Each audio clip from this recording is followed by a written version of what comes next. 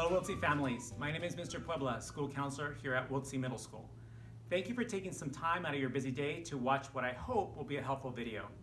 Distance learning has proven to be difficult for some of our students, and if you're watching this video, it's likely because your student has one or more low grades and you are open to hearing some suggestions you can implement to help your student improve their grades.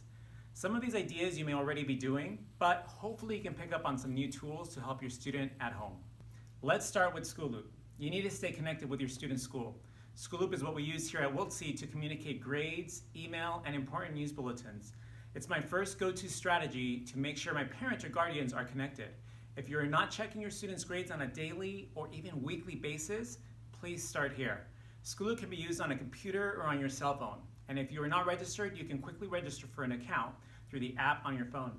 You'll need your student's ID number, and once registered, give us a day to approve the account before you have full access. Once you are connected, you can see your students' current grades and any missing assignments. Also important, you can communicate with teachers to discuss homework or questions about grades. Messaging is a powerful tool, but I do ask that you be a little flexible and patient with response time, as teachers are getting an abnormal amount of emails this school year. If you don't hear back within a reasonable time, send them another email and feel free to add me on the email and I can assist with the follow-up. For more information on how to use School Loop, check out my other tutorial video which discusses School Loop in more detail. Number 2, keep tabs on attendance. Question, has your student been attending all Zoom classes? If they are struggling with grades, there might be issues with attendance. We understand many of our families have jobs which require adults to leave the home, so you leave in trusting your students will log on. You actually have the ability to check your child's attendance online. It's only available on the desktop version of School Loop. You can see absences and tardy entries for the week or whole year. If you're unfamiliar with navigating the computer version of School Loop, make it a routine to have your student log into their School Loop account with their Chromebook and have them show you the attendance tab so you can both see the attendance record for the week. Number 3, turning in missing work. Now, it's important to note that each teacher may have a different policy for late work submission. I always encourage parents and guardians to first have their student email their teachers through School Loop to see what could still be turned in. We don't want them working on old assignments that can't be submitted anymore. And there is also a high probability that the teacher discusses this topic a lot during class. So your child may already know the answer to what can still be turned in. Have them go into their School Loop account and pull up the zeros list. Start with the most recent missed assignments and have them check to see what can still be turned in. Most teachers are flexible, but make sure they ask first. Also, if they're turning in late work through Google Classroom, it is super important that they not only submit late, but that they also email their teacher, letting them know what assignment was submitted late and when. Number 4, take advantage of Google Class. It's not uncommon to have to wait a few extra days for teachers to update and publish new scores in School Loop. But I have a solution for you that gives you updated information. Google Class. Your student can show you anytime in Google Class if assignments were completed. They may not be entered into School Loop yet, but you can see if in fact your student finished their homework. So instead of simply asking your student, did you finish all your homework? And getting a single one-word answer of, yeah, go the extra step and ask them, show me your Google Class. Now, this one may require you to sit down with your child if you're not familiar with Google Class, but it's easy to see whether work is being done or not. Have them open their Google Class portal and make them go into each class. Have them show you the classwork tab and then make sure they click view your work. Right there, you will get an instant view into your child's virtual backpack to see what was turned in, what's been assigned, and what is missing. This will be the most up-to-date info you can get on your child for each class. Number 5, getting extra help. We all know the common responses at times that our students will give us when we ask why they didn't do their homework. We often hear, I don't get it. Please know that teachers are available to assist. Our distant learning schedule is very different from a traditional schedule. To give you a general understanding, the morning hours are generally spent giving students instruction. This is where they receive new information, new learning. The afternoon time is mostly used as a time for extra help. Usually teachers will ask students who needs help with homework or have missing assignments or are failing classes to show up in the afternoon. If your student is failing a class or is struggling with a particular assignment and does not know how to complete it, there should be no excuse for them to not show up to the office hours in the afternoon.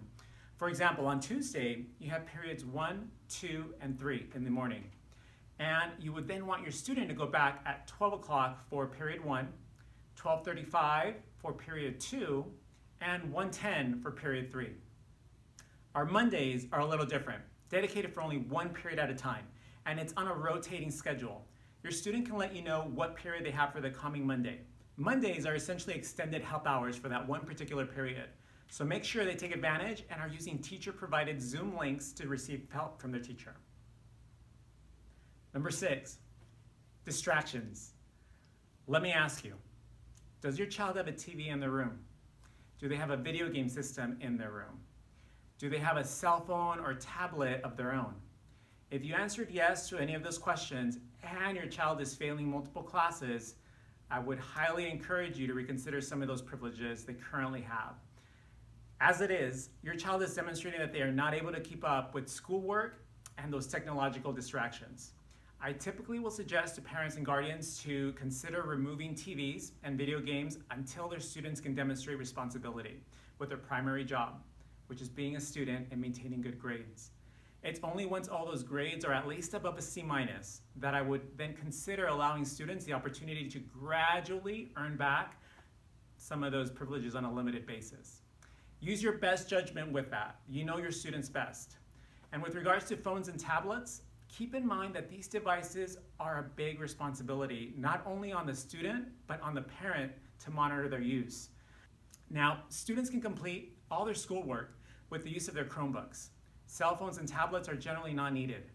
If it is necessary for a student to maintain a cell phone, for whatever the reason may be, then consider a night routine where your student must check in the device with you at night and leave them charging in your bedroom overnight.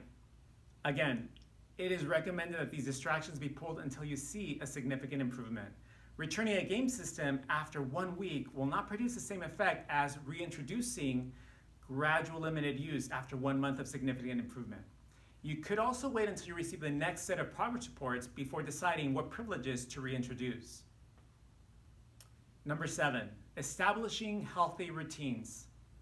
Now, I understand that times may be tough and space and resources may be limited at home, but we do encourage you to try and establish some solid routines to the best of your ability and circumstances.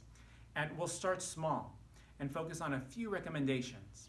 First, student agendas. I find that organization is a very difficult task for many of our students.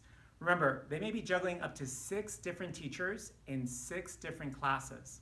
This is a tough task, especially for our 6th graders who only last year likely had 1 or 2 teachers they were working with. Even though everything is digital, it's always good practice to have a students use a physical agenda where they can write in assignments. Second, sleep routine.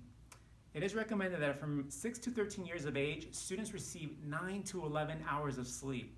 If your student has a hard time getting up in the morning or has multiple tardies, a likely culprit may very well be the blue light and tech distractions that are keeping them up past their bedtime. If you do heed my advice and pull cell phones, please ensure they have a simple old school alarm clock in the bedroom to help them get up in the morning. Number 3, establish a workspace. Even if it's a simple table or a dedicated space on the dining table, this will help the student mentally create a dedicated workspace where they know that this is where work gets done. This is where I'm going to accomplish tasks. I know there are limitations and barriers for some families, so do this to the best of your ability. And 4, screen time. I spoke of this earlier. Our preteens, however much they feel like they are adults and know everything, still need guidance and structure, especially with technology. Please help them with limiting screen time. And that is it. These are some of my go-to tools that I share with parents and guardians when it comes to assisting students that may be struggling academically. If you need further assistance, you are always welcome to reach out to the PAW Center and ask for Mr. Puebla. Please be on the lookout for more videos from the PAW Center in the near future with what I hope will be useful and helpful information for you and your family. And you can always find us online at our PAW Center website and social media account. I wish our Wiltsey families the best. Please be safe out there, stay strong, and know that we're here for you if you need us. Thank you.